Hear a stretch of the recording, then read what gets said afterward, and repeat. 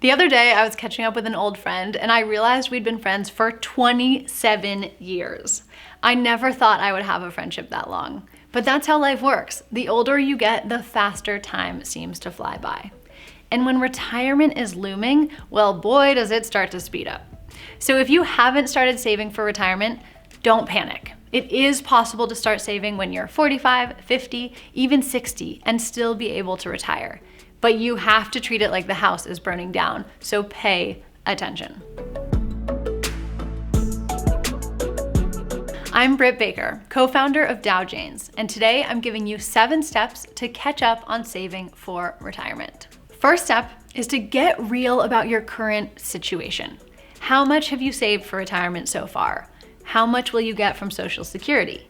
Plug those numbers into a retirement calculator to see how much more you need to save each month to be able to retire. The next step is to start saving dramatically. If you're 50 and you haven't saved anything for retirement and you want to be able to retire, you need to start saving and investing 50% of your income each month, which means that you're probably going to either need to reduce your cost of living or increase your income. If neither of those options are possible, you need to get real about your alternative options, which we'll talk about later in this video.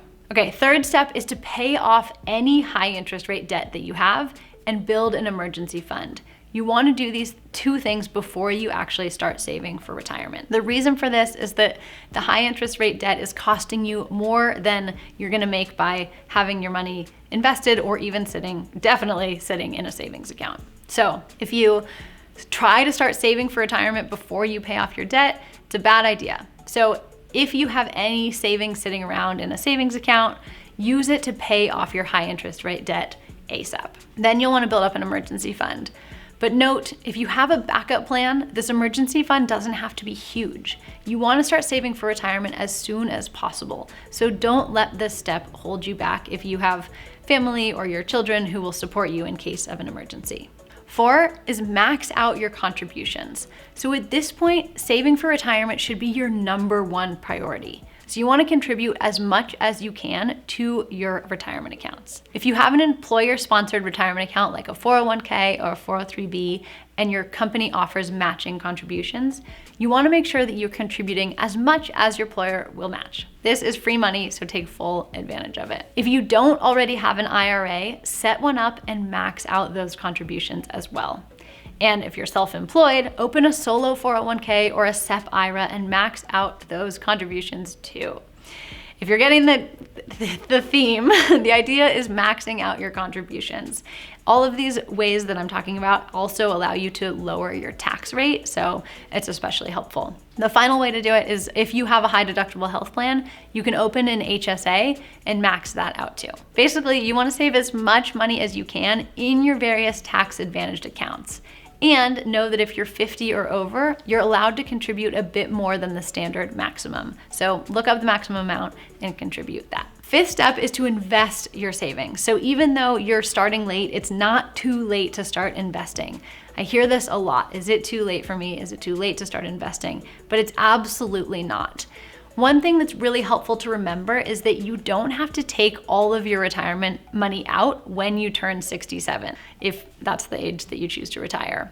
As soon as you choose to retire, you only need to take out enough to live on each year, really even each month, so that you still can let the rest of the money stay invested in your accounts so that they will grow for as long as they can, which could end up being another 30 years after retirement. Next is to plan for your realistic retirement. So once you've done the exercises in step 1 to figure out the actual situation you're in, find out if you're going to have to work longer than you planned. You might need to be making an income for longer than you expected, and just know that. The sooner you know that, the more you can prepare for it. The next thing to consider is, will you have to move somewhere with a lower cost of living? This might be why some people choose to retire in Mexico. Cost of living is really expensive in the United States, especially in some cities. So if it's gonna make your retirement a lot easier and a lot happier, consider a a change in lifestyle. Speaking of changing lifestyle, you might also have to downgrade what you are used to be able to afford to stop working. So consider the trade-offs. Would you rather work and keep up your lifestyle, or would you rather retire, spend time with your grandkids, and maybe not go on the lavish vacations that you're used to? Whether you want to travel or take art classes or spend time with family, you want to be able to enjoy your retirement without stress. If you want some extra support on your journey towards saving money so you can actually retire, check out our free class, Think Like an Investor. I'll put the link in the description below. And remember, it's never too late to start. So even though you're getting a late start, it's okay. There's absolutely hope. You have time. Just make sure you start saving. Rewatch this video and remember the steps that you're supposed to do things in. And if you want some extra support, feel free to join our member community, the $1 Million Year. We support tons of women as they are just starting to save for retirement in their 40s and 50s. So we've got you if you want the extra help.